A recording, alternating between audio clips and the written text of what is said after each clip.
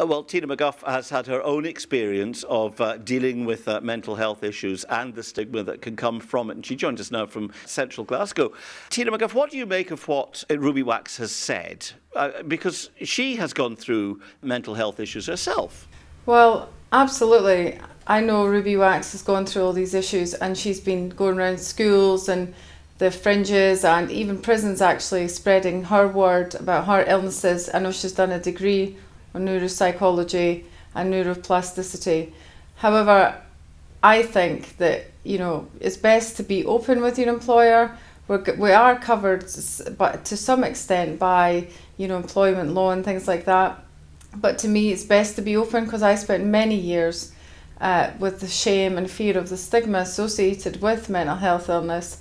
And it's not done me no harm whatsoever coming out and telling people and showing them that this is actually the face of a mental health person. But there is a difference between people and employers, isn't there? Yes, but however, also, they are just people, and employers, I know people with issues, and they'll probably have family members with issues.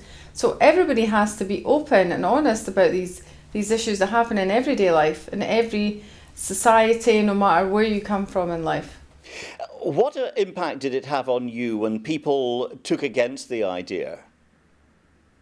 Took against the idea of you having, in your case, anorexia to start with, and then OCD, depression, all of that.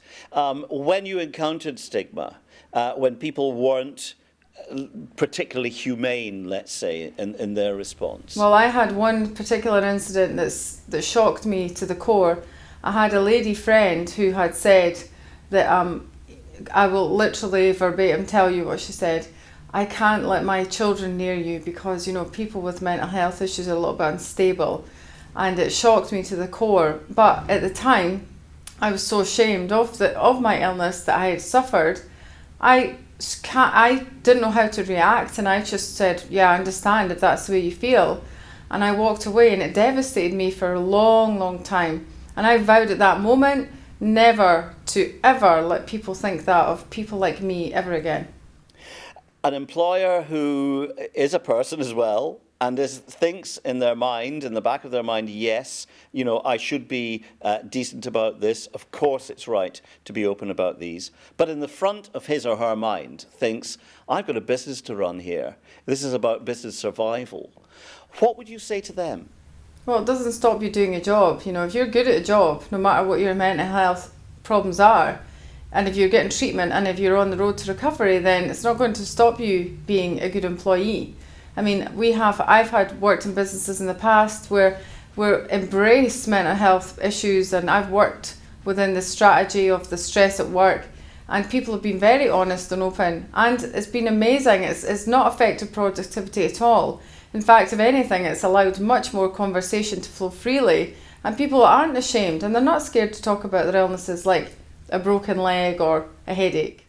Do you think that Ruby Wax is perhaps a bit behind the times, or at least certainly behind what the situation is in Scotland? Well, I wouldn't say, I thought Ruby was actually one of the forefront people in mental health and ending stigmas. But to me, this is a little bit strange that she should come out and say this, because it puts us back a little bit. I'm not sure the reasons why she said it, and I don't know which context, so I can't really quantify why she would have done it. But I'm very surprised, to be honest.